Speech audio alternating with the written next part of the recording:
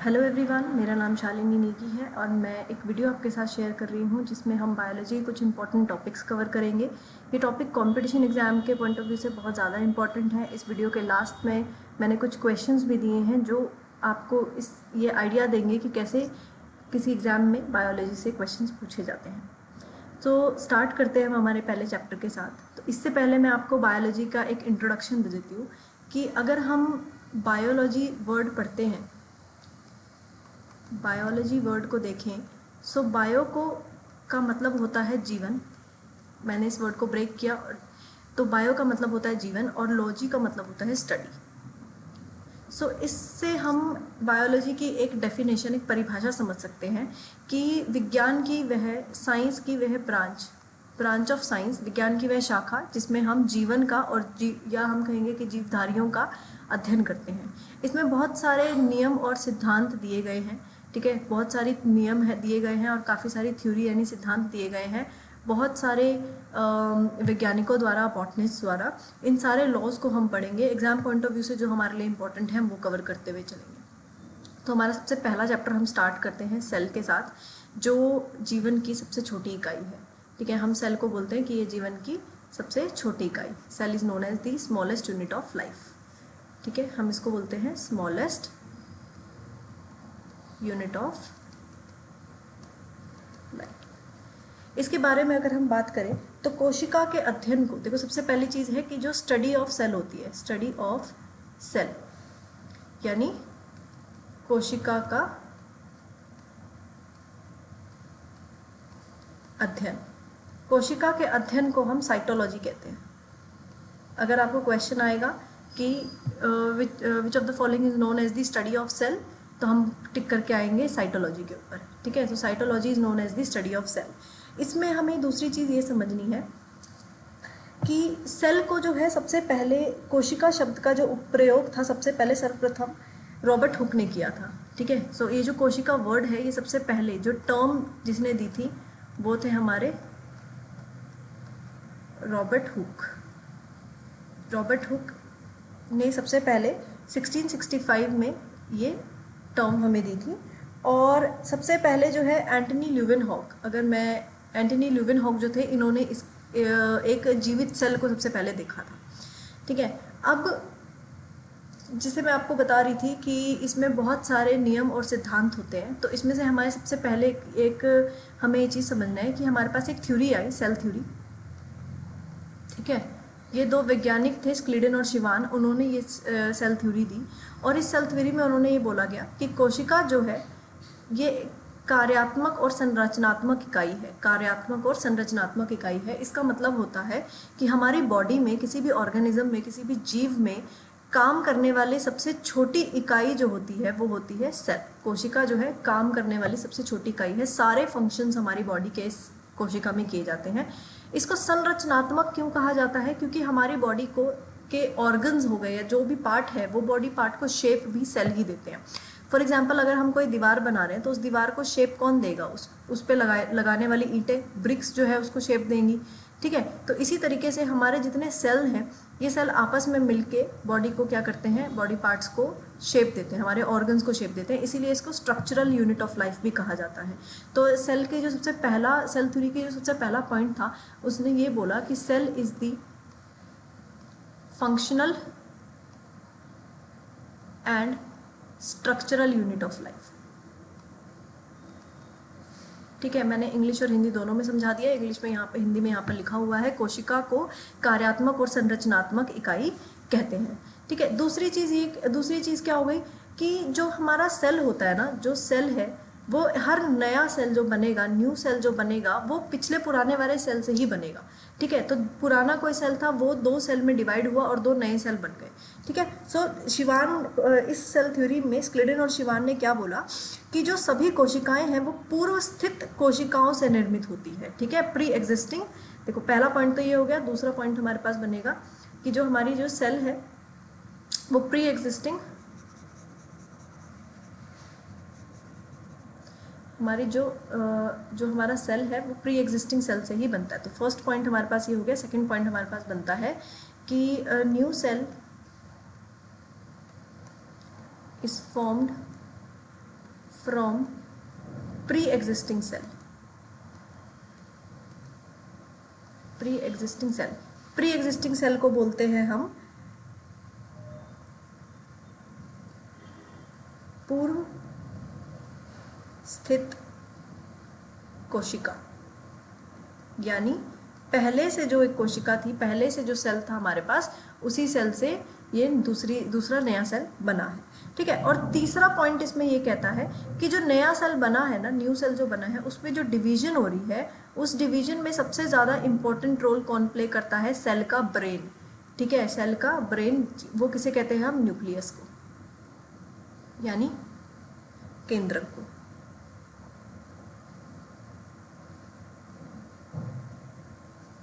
ठीक है, न्यूक्लियस को यानी केंद्रक को कहा जाता है। तो यहाँ से हमें सेल थ्योरी के बारे में पता चला। तो कोशिका का जो सिद्धांत था, इसमें यह बोला गया कि कोशिका जो है कार्यात्मक और संरचनात्मक इकाई होती है। दूसरा उन्होंने ये बोला गया कि ये पूर्व स्थित कोशिका से ही बनते हैं। जो नए सेल बनते हैं वो पहले से ही प्री एग्जिस्टिंग सेल से बनते हैं, और जो नया सेल जब बनता है वो इसका जो विभाजन होता है, नए सेल कोशिका का जब निर्माण होता है, तो उसमें सबसे इम्पॉर्टेंट काम जो कौन प्ले करता है? हमारे सेल का ब्रेन प्ले करता है, और वो कौन है? हमारा न्यूक्लियस यानी केंद्रक है, ठीक है। सो इससे हमारे कुछ पॉइंट्स कवर हुए।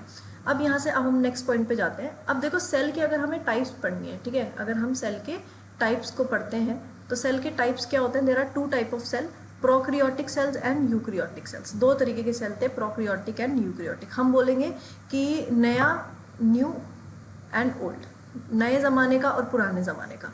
जैसे हमारे पास फ़ोन होता है, ठीक है, हमारे पास स्मार्टफोन्स होते हैं। तो सबसे पहले फ़ोन कैसा आया? नॉर्मल कीपैड वाला फ़ोन आया, ठीक है। उस कीपैड के फ़ोन में क्या फ़ीचर थे? बहुत कम फीचर हुआ करते थे।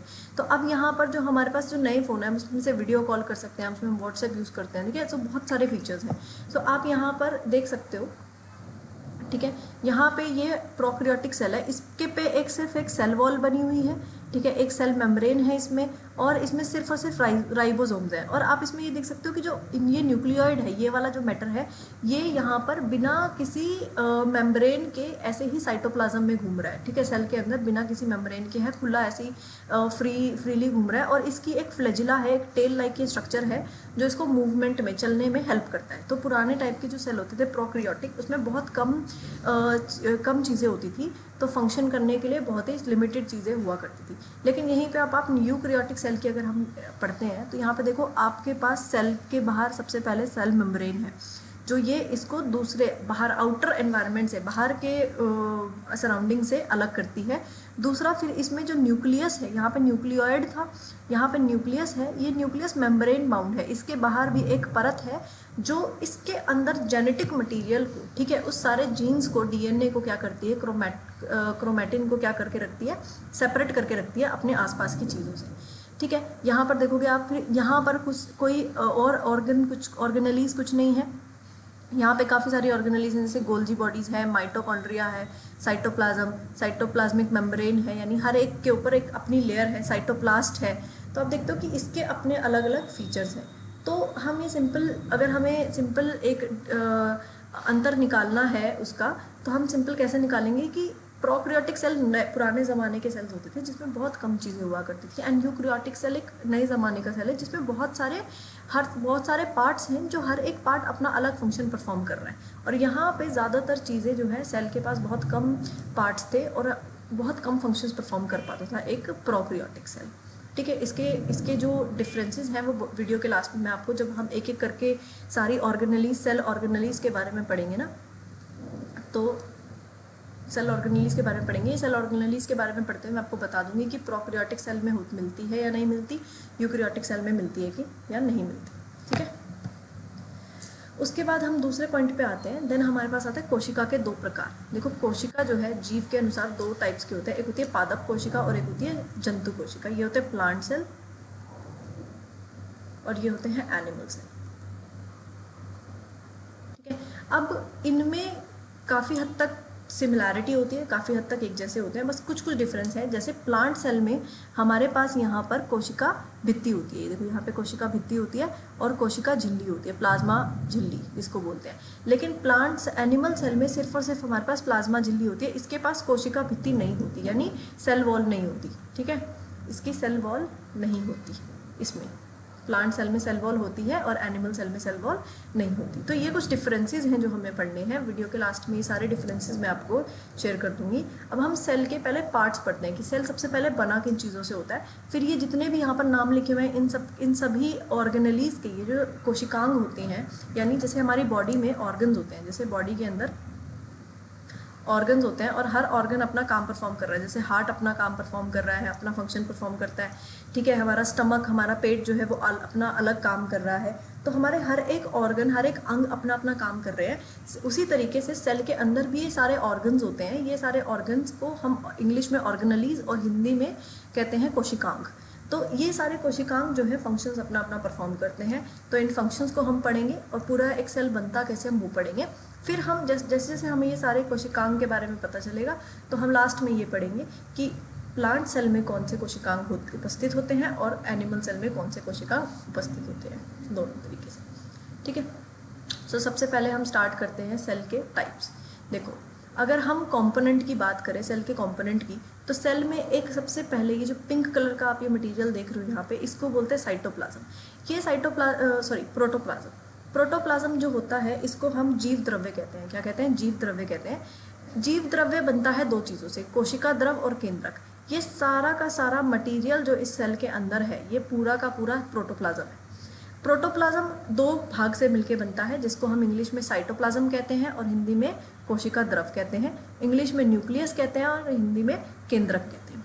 तो अगर आपसे पूछा जाए कि प्रोटोप्लाज्म का जो नाम था, ये जो टर्म है, ये दी थी पुरकिंज ने, ठीक है। ये इसको नाम दिया गया था पुरकिंज ने, और इसमें इन्होंने ये बोला था कि ये एक तरल गाढ़ा रंगहीन भाग है जिसमें सारे के सारे जीव की सारी जैविक क्रियाएं इसी के द्वारा की जाती हैं, ठीक है। जितने भी जो हमारे फंक्शंस हैं, फंक्शंस परफॉर्म करते हैं, यानी जितनी भी हमारी क्रियाएं हैं,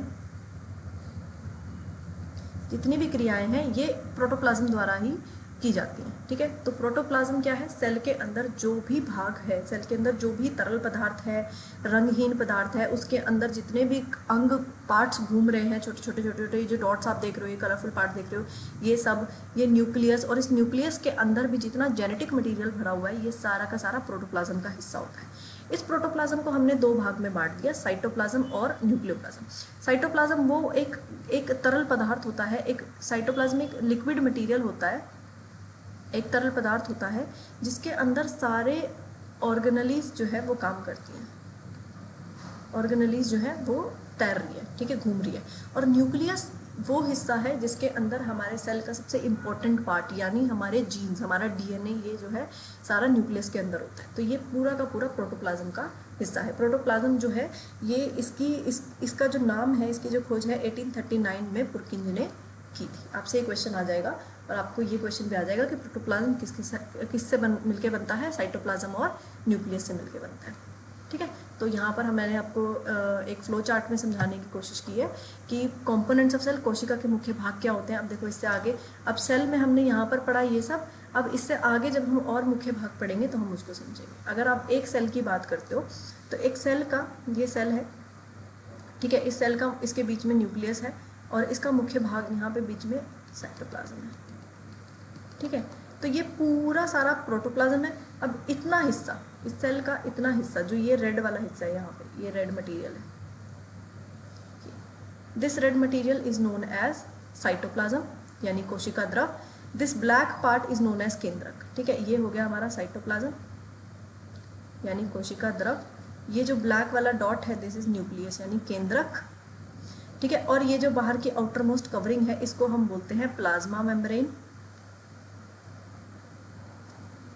और साथ ही साथ इसको हम बोलते हैं सेल मेम्ब्रेन भी बोलते हैं, ठीक है।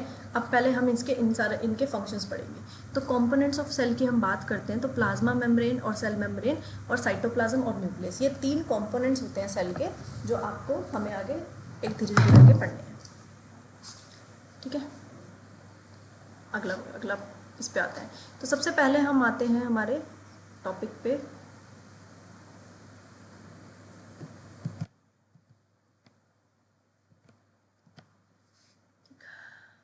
तो हम हम सबसे पहले ऑर्गेनेलीज मैं आपको बता देती हूँ। ये है सेल ऑर्गेनेलीज, ठीक है। ये सेल ऑर्गेनेलीज मैं आपको एक्सप्लेन करूँगी कि इनके बारे में हम धीरे धीरे पढ़ना शुरू करेंगे। तो सबसे पहले हमने बात करी कि सेल की सबसे आउटर मोस्ट कवरिंग होती है, आउटर मोस्ट लेयर होती है, जिसको हम प्लाज्मा मेम्ब्रेन कहते हैं, ठीक है। दिस इज सेल मेम्ब्रेन, ये वाला जो स्ट्रक्चर है दिस, ये यहाँ पर ये आउटर मोस्ट, इसका जो येलो वाला पार्ट आप देख रहे हो ना, ये दिस इज सेल मेम्ब्रेन। और इस सेल मेम्ब्रेन के फंक्शंस को हम पढ़ेंगे। फिर धीरे धीरे यहाँ पर हम राइबोसोम्स के बारे में पढ़ेंगे, mitochondria, Golgi apparatus, nucleus, vacuole, centrosomes, ठीक है, smooth endoplasmic, rough endoplasmic reticulum, ये और साइटोस्केलेटन्स जो हैं इनके बारे में, इनके फंक्शंस पढ़ेंगे, ठीक है। सबसे पहले आते हैं हम हमारे सेल मेम्ब्रेन पे। तो सेल मेम्ब्रेन के अगर हम फंक्शंस पढ़ें, कोशिका झिल्ली जिसे कहा जाता है, ठीक है। सो कोशिका झिल्ली जो होती है, ये एक पतली झिल्ली होती है जो कोशिका को बाहर से घेरती है, ठीक है। ये एक थिन लेयर होती है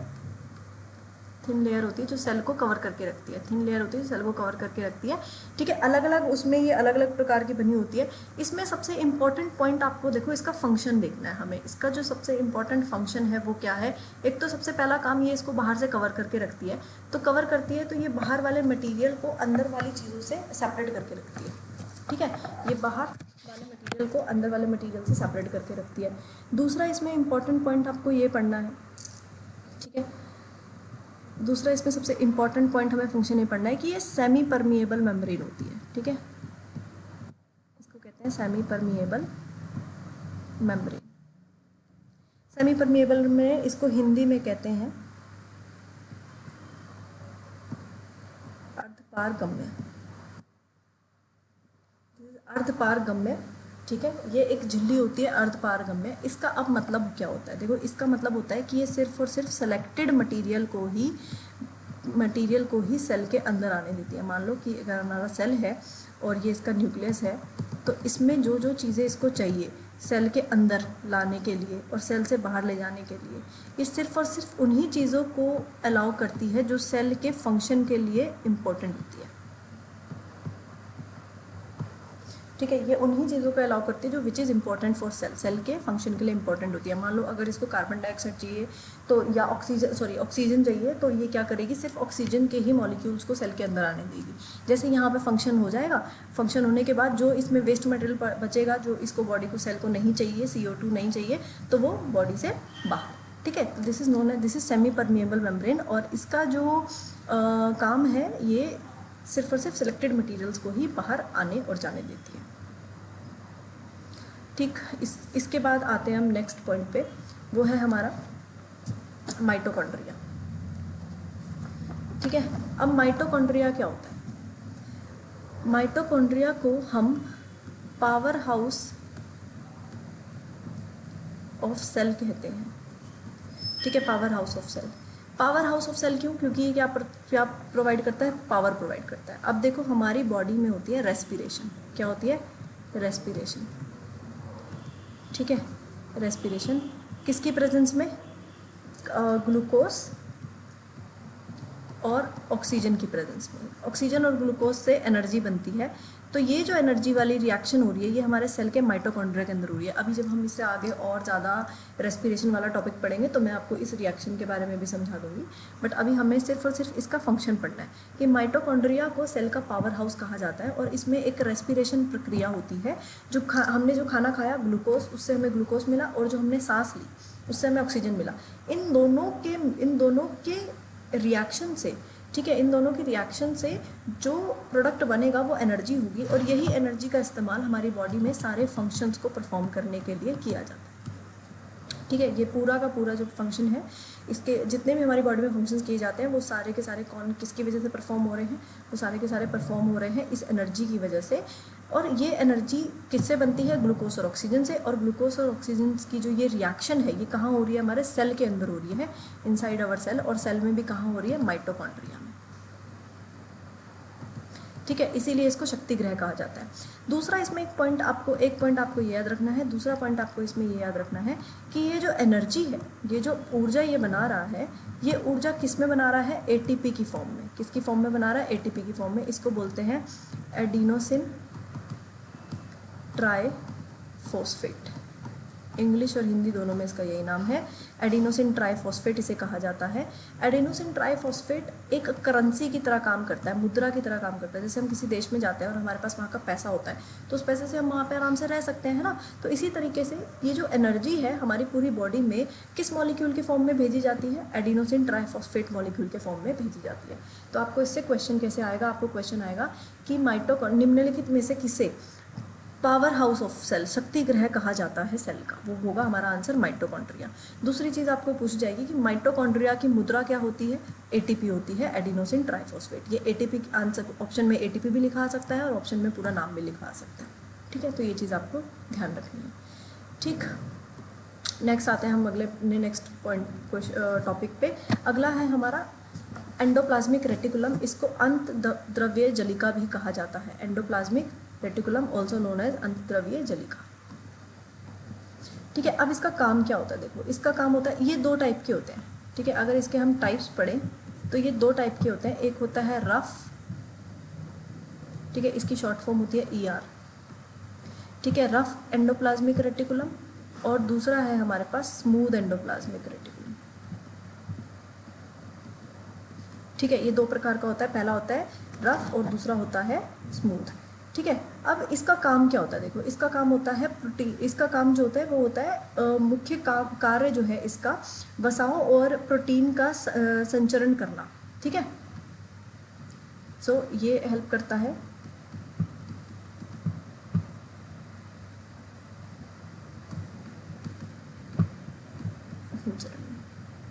ठीक है, जो भिन्न झिल्लियों में कोशिका झिल्ली, केंद्रक झिल्ली, इन सब का निर्माण करते हैं। और इस प्रोटीन का जो यूज़ है वो होता है प्लाज्मा मेम्ब्रेन को बनाने में, ठीक है, और न्यूक्लियस मेम्ब्रेन को बनाने में, ठीक। तो जो हमारा एंडोप्लाज्मिक रेटिकुलम है ये दो टाइप का होता है, रफ एंडोप्लाज्मिक रेटिकुलम और स्मूथ एंडोप्लाज्मिक रेटिकुलम। इसका काम होता है प्रोटीन संचरण करना, और दूसरा ये जो प्रोटीन बना रहा है इससे क्या बनाया जाता है? प्लाज्मा मेम्ब्रेन और न्यूक्लियस मेम्ब्रेन। यानी जितने भी जो हमने यहाँ पे पीछे ऊपर पढ़े थे, ये जितने भी जो हमने यहाँ पर ये ऑर्गेनलीज पढ़ी हैं, इन ऑर्गेनलीज के आउटर मोस्ट कवरिंग और ये सेल के आउटर मोस्ट कवरिंग को बनाने में हेल्प करता है। ये जो न्यूक्लियस है, न्यूक्लियस के आउटर मोस्ट लेयर को, जो बाहर की परत है, इसको बनाने में ये मदद करता है, ठीक है। अब मैंने आपको बताया कि ये क्यों, इसको दो टाइप्स में क्यों बनाया गया है, क्यों है ये स्मूथ और रफ। देखो यहाँ पे आप इमेज देख सकते हो कि इस वाले पार्ट के ऊपर येलो येलो सी, ये जो येलो कलर की जो बिंदियाँ है ना, ये नहीं है यहाँ पे, और यहाँ पर ये है। तो ये जो येलो कलर का जो ये पॉइंट डॉट है, येलो कलर की जो डॉट है, इसको राइबोसोम्स कहते हैं, ठीक है। क्या कहते हैं? राइबोसोम्स। राइबोसोम्स सेल के अंदर ऐसे घूम भी रहे होते हैं, ठीक है, तैर भी रहे होते हैं, और साथ ही साथ ये इस एंडोप्लाज्मिक अंतद्रव्य जलिका के ऊपर भी चिपके होते हैं। तो वो अंतद्रव्य जलिका जिनके ऊपर राइबोसोम्स चिपके हुए होते हैं उनको हम रफ एंडोप्लाज्मिक रेटिकुलम कहते हैं, ताकि क्योंकि ये इसके ऊपर ना खुरदरी परत बना देते हैं इसके ऊपर। और वहीं पे जिसके ऊपर ये राइबोसोम्स नहीं चिपके होते उनको स्मूथ एंडोप्लाज्मिक रेटिकुलम कहा जाता है। और ये इसके ऊपर क्या है, इसको एकदम मुलायम सी कोमल सी परत होती है इसके ऊपर। तो इसीलिए अंतद्रव्य जलिका जो है, एंडोप्लाज्मिक रेटिकुलम है, ये दो टाइप्स की मिलती हैं, रफ और स्मूथ। और इन दोनों का काम होता है प्रोटीन को बनाना। और प्रोटीन जो है, इस प्रोटीन जो भी सेल के अंदर प्रोटीन बन रहा है, इस प्रोटीन को प्लाज्मा मेम्ब्रेन और न्यूक्लियस मेम्ब्रेन को बनाने में यूज़ किया जाता है, ठीक है। इसके बाद दूसरा टॉपिक आता है हमारा राइबोसोम्स। अब हमने अभी पिछले पॉइंट पे हमने पढ़ा था एंडोप्लाज्मिक रेटिकुलम में रफ एंडोप्लाज्मिक रेटिकुलम, तो अब हम राइबोसोम्स के बारे में पढ़ेंगे। सो राइबोसोम्स जो है, इसका काम क्या होता है? इसको प्रोटीन फैक्ट्री बोला जाता है बॉडी का। It is known as protein factory. आपको क्वेश्चन आ जाएगा, निम्नलिखित में से किस कोशिकांग को प्रोटीन फैक्ट्री के नाम से जाना जाता है? वो है हमारा राइबोसोम। सो राइबोसोम को प्रोटीन फैक्ट्री कहा जाता है, क्यों? क्योंकि इसका काम है प्रोटीन को बनाना। ये प्रोटीन का उत्पादन करता है, ठीक है, प्रोड्यूस करता है प्रोटीन, ठीक है। हिंदी में कहेंगे हम उत्पादन स्थल, ठीक है। प्रोटीन का उत्पादन स्थल है, इसे प्रोटीन फैक्ट्री कहा जाता है। ठीक है, उसके बाद ये कहाँ मिलते हैं, ये सेल के अंदर या तो साइटोप्लाज्म, जैसे सेल है ये सेल के अंदर साइटोप्लाज्म में से घूम रहे हैं, ठीक है, और नहीं तो ये एंडोप्लाज्मिक रेटिकुलम, जो हमारा ये एंडोप्लाज्मिक रेटिकुलम था इसके ऊपर ऐसे गोल गोल चिपके हुए होते हैं, ठीक है, जो उसको रफ एंडोप्लाज्मिक रेटिकुलम बनाते हैं।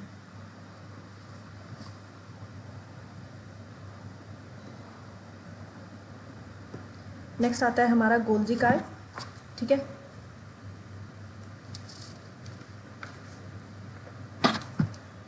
अब ये है हमारी गोल्जी बॉडीज़, गोल्जी अपरेटस भी कहते हैं, गोल्जी बॉडीज़ भी कहते हैं, ठीक है, और गोल्जी काय भी कहते हैं यहाँ पे, ठीक है। ये इसका हिंदी और इंग्लिश दोनों में नाम है।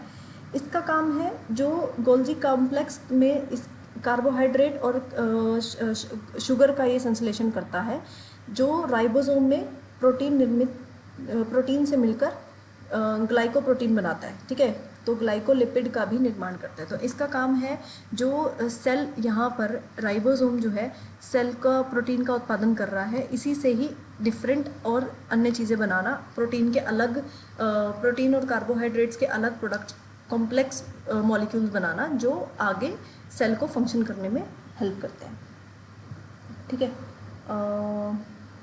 दूसरी चीज़, इसको यातायात प्रबंधक भी कहा जाता है, यातायात प्रबंधक, ठीक है, ट्रांसपोर्टेशन में हेल्प करता है और ग्लाइकोप्रोटीन बनाता है ये,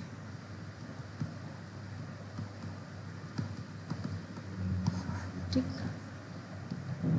नेक्स्ट आता है लाइजोसोम्स, ठीक है। लाइजोसोम्स इंपॉर्टेंट है, देखो कुछ कुछ मैंने आपको गोल्जी बॉडीज़, गोल्जी अपरेटस बताए, ये लाइजोसोम्स जो थे, जैसे माइटोकॉन्ड्रिया हो गया, लाइजोसोम हो गया, राइबोसोम हो गया, तो इनके कुछ नाम है, उपनाम है, जैसे प्रोटीन फैक्ट्री था, ठीक है, पावर हाउस था, तो ये सारे नाम है। ऐसे ही लाइजोसोम का भी एक नाम होता है, और ये जो लाइजोसोम्स होते हैं इनको सुसाइडल आत्मघाती थैली भी कहा जाता है, ठीक है, आत्मघाती थैली कहा जाता है, इंग्लिश में कहते हैं इसको सुसाइडल बैग्स या वेसिकल्स, ठीक है। तो ये क्या करते हैं, ये जब सेल पूरा मर जाता है तो पूरे सेल को वो कर देते हैं, खा जाते हैं, ठीक है। तो लास्ट में जब जो सेल होता है, जो खराब सेल है, ये उस सेल को ही खा जाता है, मतलब जिस सेल में होगा और वो सेल खराब हो गया तो ये सेल को खा जाएगा, इसीलिए हम बोलते हैं इसको सुसाइडल बैग्स, ये इसका उपनाम है, ठीक है। बिल्कुल, ये आपके जो कुछ एग्जाम्स हैं उन एग्जाम्स के लिए आपको बस ये नाम याद रखने हैं, आपको इसमें ज़्यादा डिटेल्ड फंक्शन में जाने की ज़रूरत नहीं है, ठीक है।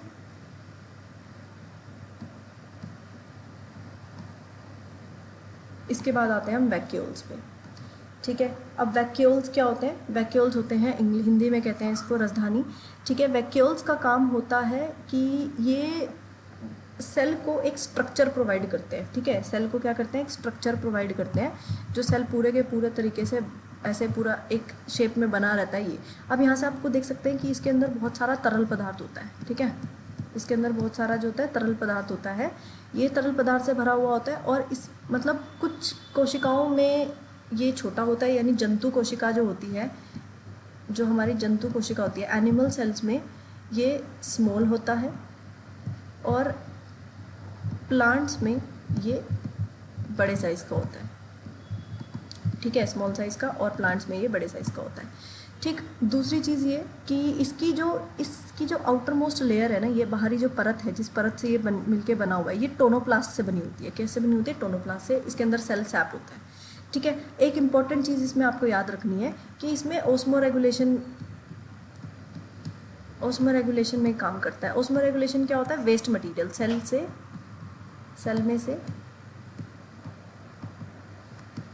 वेस्ट मटेरियल को बाहर निकालना, ठीक है। सो इट हेल्प्स इन दी ओस्मोरेगुलेशन। तो ओस्मोरेगुलेशन में सेल के अंदर से इसको निकाल के बाहर फेंक देता है, ठीक है। तो फ्रेश वाटर सेल जितने भी होते हैं उसके अंदर ये होता है, वैक्यूल होते हैं, राजधानी होती है, ये ओस्मोरेगुलेशन में हमारी हेल्प करती है, ठीक है। तो आपको याद रखना है ये कि इसके प्लांट एनिमल सेल्स में ये छोटे साइज़ का होता है, प्लांट सेल में ये बड़े साइज़ का होता है। दूसरा, ये प्लांट सेल को स्ट्रक्चर भी प्रोवाइड करता है, ठीक। अब नेक्स्ट आते हैं हम न्यूक्लियस पे, ठीक। अब न्यूक्लियस की अगर हम बात करें, केंद्रक की हम बात करें, तो इसका आविष्कार जो है, इसको सबसे पहले रॉबर्ट ब्राउन ने ब्राउन ने इसका आविष्कार किया था, ठीक है। और ये एक ब्रेन की तरह काम करता है, दिमाग की तरह काम करता है सेल के, ठीक है। It works as a brain, एक ब्रेन की तरह काम करता है। तो इसके अंदर बहुत सारे इंपॉर्टेंट पार्ट्स होते हैं। आप देखते हो इसकी जो आउटर मोस्ट लेयर है, इसका ये जो बाहर का ये परत है, इसको न्यूक्लियर एनवेलप कहते हैं। इसके अंदर जो ये पार्ट देख रहे हो आप, this is known as the nucleolus. और ये जो लाइंस देख रहे हो आप, ये धारियाँ हैं जो रेशेदार हैं, दिस इज़ क्रोमैटिन, ठीक है। इसके अंदर जो तरल पदार्थ होता है वो न्यूक्लियोप्लाज्म होता है। जैसे सेल के अंदर जो तरल पदार्थ था उसको हम साइटोप्लाज्म कहते थे ना, तो ऐसे ही न्यूक्लियस के अंदर भी एक तरल पदार्थ होता है, इसको न्यूक्लियोप्लाज्म कहते हैं।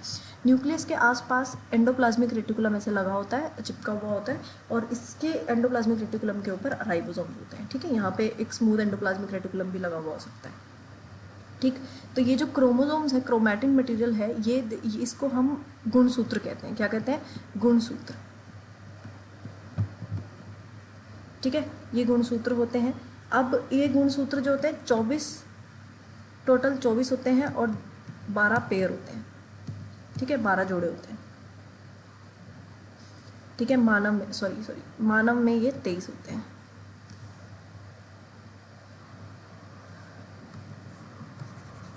दोबारा बता देती हूँ, जो गुणसूत्र होते हैं ह्यूमन में, मानव में ये 23 जोड़े होते हैं, और चिंपैंजी हो गए या बंदर हो गए, इसमें ये 21 जोड़े होते हैं। चिंपैंजी में 24 और बंदर में 21 जोड़े होते हैं, ठीक है। और ये आपको इसमें इतने पॉइंट्स आपको याद रखने हैं। इसके बाद आते हैं हम प्लास्टिड्स पे। देखो प्लास्टिड्स जो है लवक, ये प्लांट्स में प्रेजेंट होते हैं, ठीक है। किस में उपस्थित होते हैं? प्लांट्स में होते हैं। ये प्लांट्स को कलर देने का काम करते हैं, कलर देने का काम करते हैं। जो ग्रीन कलर होता है इनमें, ये क्लोरोप्लास्ट की वजह से होता है। क्यों? क्लोरोप्लास्ट एक प्लास्टिड होता है जिसका नाम है क्लोरोप्लास्ट। इस क्लोरोप्लास्ट में एक पिगमेंट होता है, उस पिगमेंट का नाम है क्लोरोफिल। हमने छोटी क्लासेस में पढ़ा हुआ है ये बहुत बार, ठीक है, क्लोरोफिल। तो ये क्लोरोफिल जो पिगमेंट है, ये तरल पदार्थ है। ये तरल पदार्थ किसके लिए काम आता है? ग्रीन कलर के लिए। जो प्लांट्स में ग्रीन कलर होता है वो किसकी वजह से होता है? क्लोरोप्लास्ट की वजह से। ऐसे ही बहुत सारे होते हैं, जैसे ल्यूकोप्लास्ट होता है। ये होता है जो जिन पेड़ पौधों में कलर नहीं होता, कलरलेस, ठीक है। जो कलरलेस होते हैं उनमें कलर होता है। क्रोमोप्लास्ट होता है जो अलग अलग कलर्स के लिए, डिफरेंट कलर्स, जैसे बैंगनी रंग हो गया या कोई और रंग हो गया। तो जो प्लांट्स और फ्लावर्स में जो कलर आते हैं वो क्रोमोप्लास्ट की वजह से आता है, प्लास्टिड्स की वजह से, ठीक है। सो प्लास्टिड्स प्लांट्स में प्रेजेंट होते हैं। आपको याद रखना है, ग्रीन कलर जो है वो क्लोरोप्लास्ट नाम के प्लास्टिड की वजह से होता है। उसके अंदर एक तरल पदार्थ होता है जिसको हम क्लोरोफिल कहते हैं। ये क्लोरोफिल ही हमें फोटोसिंथेसिस करने में हेल्प करता है। इसको बोलते हैं प्रकाश संश्लेषण, और ये सनलाइट को एब्जॉर्ब करता है, सनलाइट को एब्जॉर्ब करता है, ठीक है। तो ये सनलाइट को एब्जॉर्ब करता है। तो ये सनलाइट जो है की हेल्प से क्या बनाया जाता है? फिर जो प्लांट है वो अपना भोजन बनाता है, ठीक। देन इसके बाद आते हैं हम सेंट्रोजोम्स में, और ये सेंट्रोजोम सिर्फ और सिर्फ एनिमल सेल में प्रेजेंट होता है। आप बस इसको इतना याद कर लेंगे, ओनली इन एनिमल सेल, ठीक है। इससे ज़्यादा कुछ वो पढ़ने की जरूरत नहीं है। ये लास्ट में मैंने आपको एक टेबल दिया है जिसमें आप पढ़ सकते हो कि कौन कौन से सेल ऑर्गेनेलीज किस किस सेल ऑर्गेनेलीज में प्रेजेंट होती है, ठीक। और ये कुछ क्वेश्चंस हैं, इन क्वेश्चंस को आप थ्योरी के अकॉर्डिंग एक बार रिवाइज कर लेंगे। आपको जो डाउट होता है फिर वो हम नेक्स्ट वीडियो में हम इसको शेयर मैं आपके साथ और क्वेश्चंस भी शेयर कर लूँगी।